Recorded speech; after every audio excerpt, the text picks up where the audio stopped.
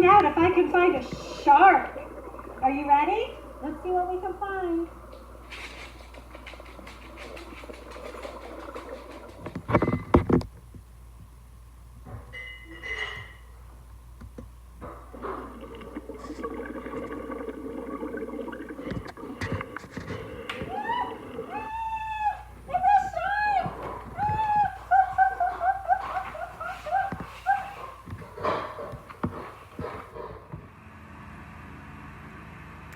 Today for fun, we put our sounds on an ocean color background. Are you ready? Let's go through and practice each one.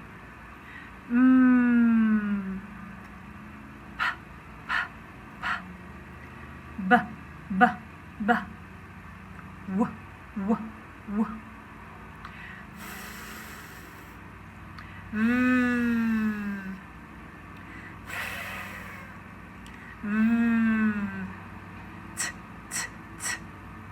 D, d, d. La, la, la. Z, sh,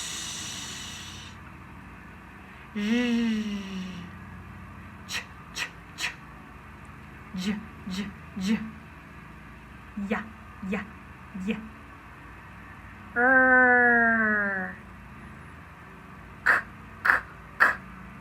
G, g, g. A, e, I, a.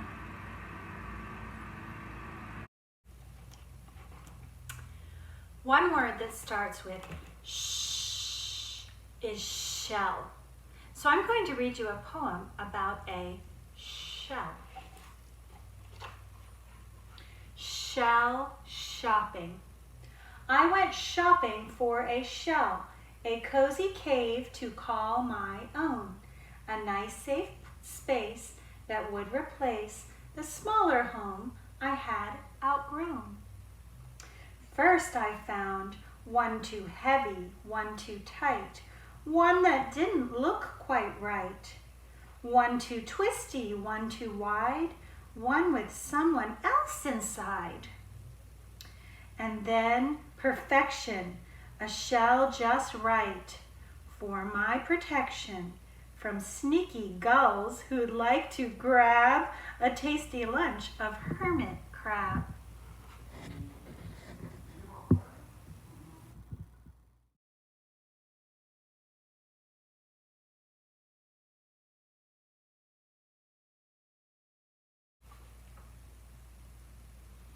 Look at all the shells all over.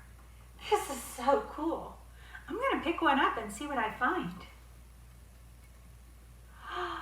Oh, wow, it's a great big shell. Oh, there's something inside. It's a shovel. That starts with our sound. Shovel. There's something else in here. I'm gonna try and get it out. Oh. It's sugar. That also starts with our sound. That's so cool. I wonder how all these pictures got inside of this shell. There's something else in here. Look at that. It's shuffling. They're shuffling the cards. Shuffling, that also starts with our sound. This must be a very special shell that's only got sh words.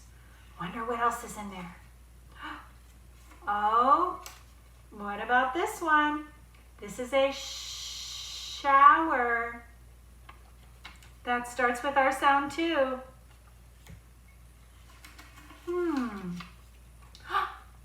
This is a shoe. I bet you can say that one too. Shoe. Let me pull. I got it. It's a shoulder. Do you have a shoulder? I do too. I've got 1, 2 shoulders. Oh, I think there's still something else in here. Ooh. Look at this one. That's some shag carpet. That's pretty neat.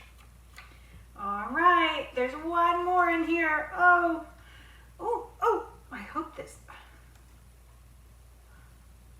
It's a shadow. We have shadows when we stand in the light. Wow. Wonder if there's any more. Oh, I think there might be a hermit crab in there. I'm just kidding. There's nothing in there at all. The first book that we're going to read today is called Gilbert in Deep, and it's written by Jane Clark and Charles Fuge.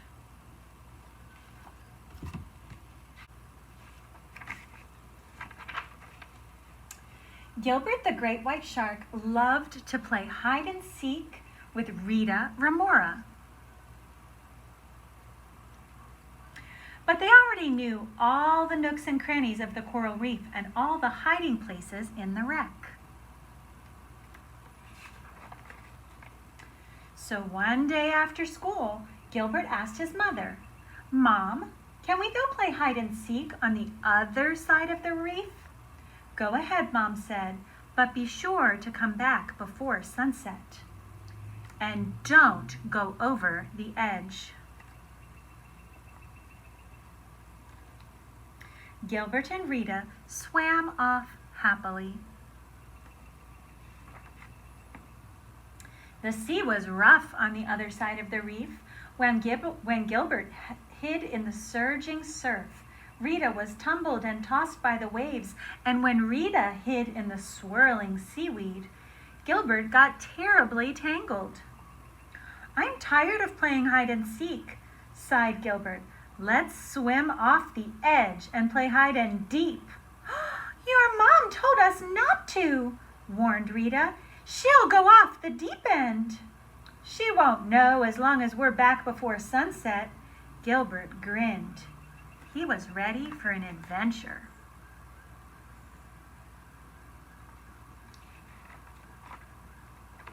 Uh-oh. Oof, look what they're doing. They're going where they're not supposed to. They're going down very deep off the edge of the reef. The edge of the reef dropped away into inky darkness. "It's dark in the deep," Gilbert said, peering off the edge. "You're not scared of the dark, are you?" asked Rita. "Me? Scared?" gulped Gilbert. "Great white sharks are fearless." And they dove off the edge together. Above them, pale rays of watery sunshine silhouetted a shimmering shadow. "It's a ghost whale!" Rita froze in her fins. "Boo!" said Gilbert. The huge shadow broke into glittering rainbows. "It's only cuttlefish." Gilbert grinned at Rita. "There's nothing to be afraid of." Down and down they dove through the dark, deep ocean.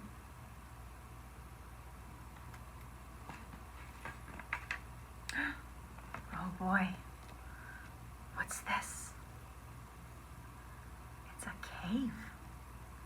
They stopped at the entrance to a cave. "I can't see a thing in here," said Gilbert. "It's perfect. It's a perfect place to play hide and seek. My turn to hide."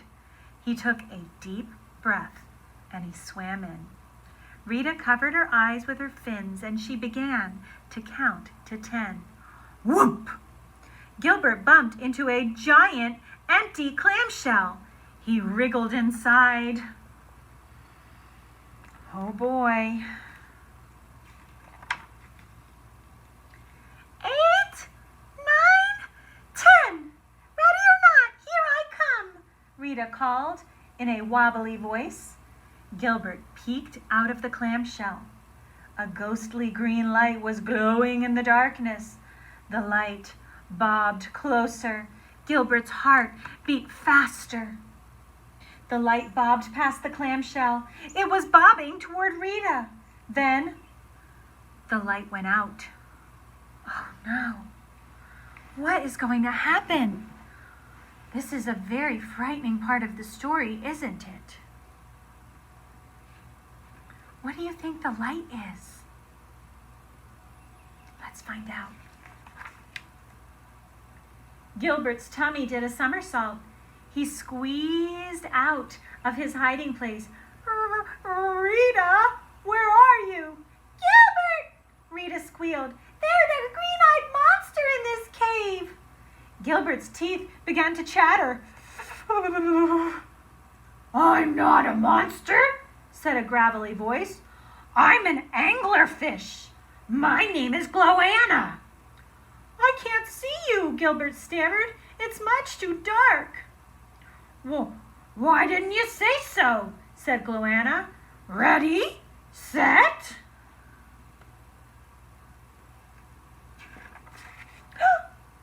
Glow! The cave was bathed in an eerie green light. Ah! Gilbert gasped. Ah! Gloanna and her friends shrieked. They took one look at Gilbert's teeth, and they leaped into each other's fins. Look at her friends. Look, they all have lights around them. Rita crept back to Gilbert's side. Gilbert took a deep breath. Hello, Gloanna, he sputtered. There's no need to be scared, said Gloanna. Me? Scared? Gulped Gilbert. Great white sharks are fearless. Rita nudged Gilbert nervously. We'd better get going back before your mom finds out we went over the edge. Well, come up and play hide and seek with us sometime, Gloanna, said Gilbert in his bravest voice. I'm not going up there, Gloanna gasped. All sorts of scary things live in the light. So Gilbert is scared of the dark part, and Gloanna is scared of the light part. Gilbert swam out of the cave. That's not the way we came, called Rita, but Gilbert was already swimming up toward the rays of the setting sun. Rita raced to catch up with him. All around them, seaweed swayed and spooky shadows swirled. Everything looked wrong. Stick close to me, Rita, stammered Gilbert. Oh boy.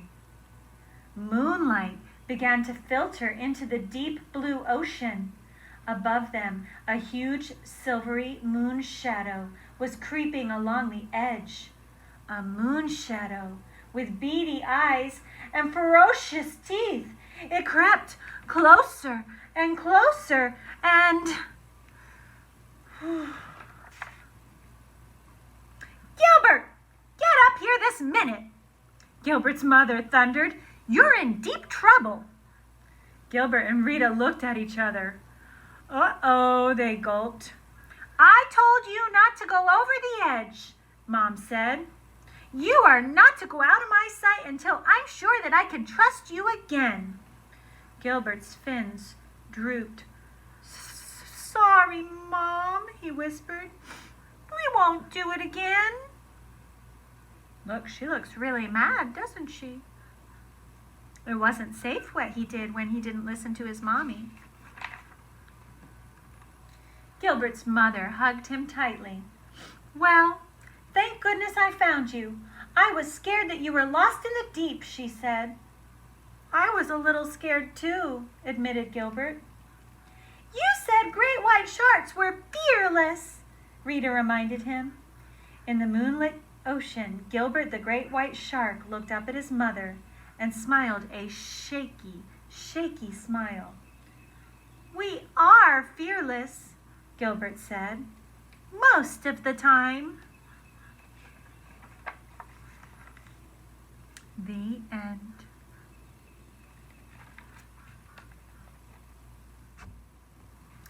This next book that we're going to read is called Who Would Win? Killer Whale versus Great White Shark. And it was written by Jerry Pelota and illustrated by Rob Bolster. This is a killer whale, and this is a great white shark. What would happen if a killer whale met up with a great white shark? What if they had a fight? Who do you think would win? I don't know. I think they're both pretty tough. Let's find out a little bit more about these. This is a killer whale. The killer whale is also known as an orca. It's a sea mammal. It breathes air through a blowhole on the top of its head. And just like you, killer whales have lungs. They just hold their breath when they go underwater. On the other hand, the shark, the great white shark, is a huge fish that cannot survive outside of water. Sharks and other fish don't breathe air. Fish get oxygen from water that flows through their gills. And like most sharks, the great white shark has 5 gill slits. So this is a mammal and this is a fish. They're not in the same family. The killer whale has a huge jaw full of about 50 teeth. And the teeth can be almost 4 inches long. Now look at this. Do you see how big my finger is? This is how big the tooth of the killer whale is. It's very big, isn't it? And do you know that if a killer whale adult loses a tooth, he doesn't grow it back? Now, on the other hand, the great white shark has a gigantic mouth full of several rows of razor-sharp teeth. And it's scary just to look at them. And do you know this is the actual size of a great white shark. And look, it's also about as big as my finger. So they both have very big teeth. But if a shark loses a tooth, it grows another tooth to take its place. And during a shark's life, it can lose more than 3,000 teeth. This is the whale. The killer whale's dorsal fin looks like this. And on a male killer whale, the dorsal fin can be as big as 6 feet tall. That's about as tall as a daddy. And the female can be about 3 feet tall. And killer whales can be found in all oceans, but usually out very, very deep because they're very big. Male and female great white sharks have dorsal fins that look the same. And they are also found in all different kinds of oceans.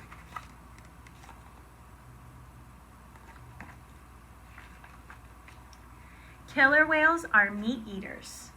Their favorite foods are seals and sea lions. But they also eat salmon and other fish. A killer whale was once seen grabbing a moose and a deer off the shoreline.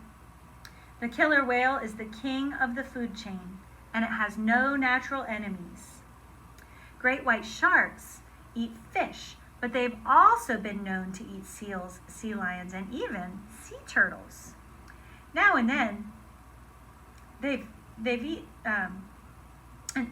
So look, the great white shark is also high on the food chain, and it is the largest of the predatory fish. So the ocean is not really like a chain. It's not like this always eats this, always eats this, always eats this. It's more like a food web. And in the ocean, everything eats almost everything else. So tiny plankton are eaten by small fish, and small fish are eaten by bigger fish, and bigger fish are eaten by bigger fish, and so on. The male killer whale is bigger than the female killer whale. The female is about 4 feet shorter. And killer whales have bones like you do. This is a killer whale skeleton. The female great white shark is bigger than the male. The females are wider and about 3 feet longer. So the great white sharks, they don't have bones. And their skeletons are made of cartilage. So if you feel your ear, how you can bend it, that's got cartilage in it. And that is what a shark is made of. It's made of cartilage. So a killer whale male is like 23 feet big, and the female is 19 feet big. And a killer whale, and a great white shark, the male is 13 feet, and the female is 16 feet. Although they are huge, killer whales can jump completely out of the water. And do you know that killer whales might jump for fun, to knock some whale lice off their skin, or to catch a fish or a seal? And over here, you can see that great white sharks also leap all the way out of the water, and they've been seen to leap out of the water to catch a seal or a sea lion. So which one do you think would win? The killer whale or the great white shark? Look at their faces. Who do you think has the advantage? Who would win? Like other sea mammals, killer whales have a horizontal tail. Killer whales can swim with just their side fins, but their huge tail is used for speed and turning. A horizontal tail is a better design for diving and surfacing fast. Like other sharks, the great white shark has a vertical tail, so it goes side to side. So the tail of the the killer whale goes like this, and the tail of the great white shark goes like this. And they use their tails for speed and steering too. Killer whales have no ears. They bounce sounds off of approaching fish, and they use sonar to navigate, to locate other creatures in the ocean, and to find each other. They recognize the echoes and other vibrations in the water, and this is called echolocation. That's a very big word. Let's say it. Echolocation. It has 5 beats. The bonus fact is that sonar is an acronym for sound, navigation, and ranging. And you know, submarines also use sonar, but of course, animals in nature had it first. Now, sharks can smell blood from 3 miles away. And great white sharks have a keen sense of smell, and they can detect electricity in fish and animals, and they can tell if you're nervous. So if you look, this is what you look like to a killer whale when you're underwater, and this is what you look like to a great white shark.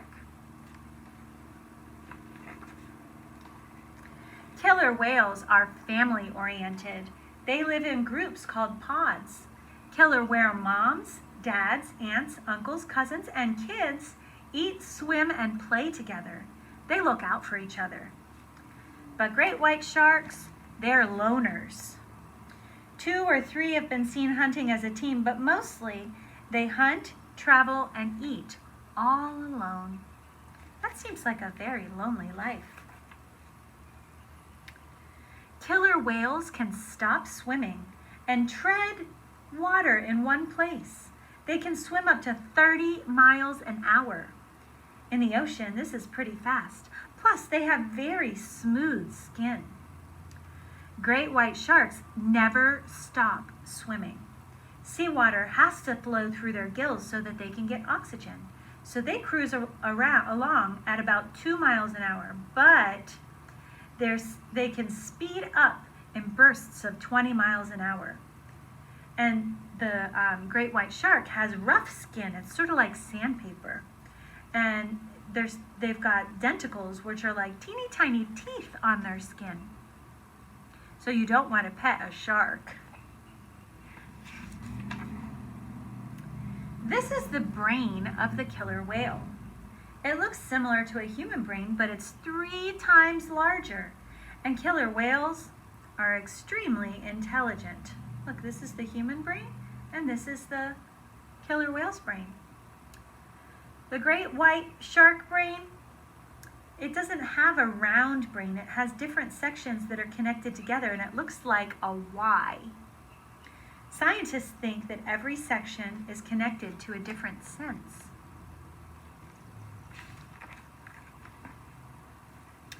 Killer whales can be captured, they can live in captivity, and they can even be trained to perform tricks. Killer whales are stars at aquariums and amusement parks. Great white sharks have never been able to survive long in captivity.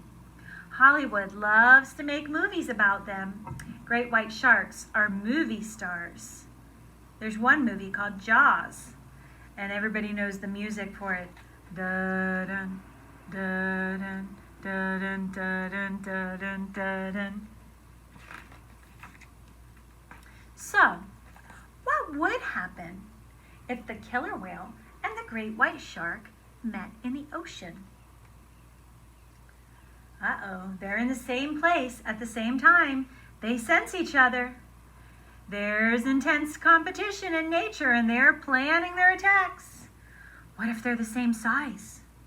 What if they were both hungry? What if they had a fight? Well, great white sharks like to attack from below, and killer whales like to attack from any side. They're getting closer, and then the fight happens. Crunch! The great white shark makes the first move. It tries to attack with its sharp teeth. The killer whale outsmarts the shark and bites it. 1, 2, 3 seconds. The fight is over. It's no contest. The ferocious great white shark doesn't know what hit it. The killer whale won today. What do you think will happen the next time the killer whale meets the great white shark? Who would win? Do you think that the shark can overcome the killer whale's super smart brain? I don't know. Let's think about how sharks and whales are alike and how they are different. Hi boys and girls. This is one of my favorite songs about sharks and fishies, and Sophia's going to help me play it today. Put up 5 fingers, it's a counting back song.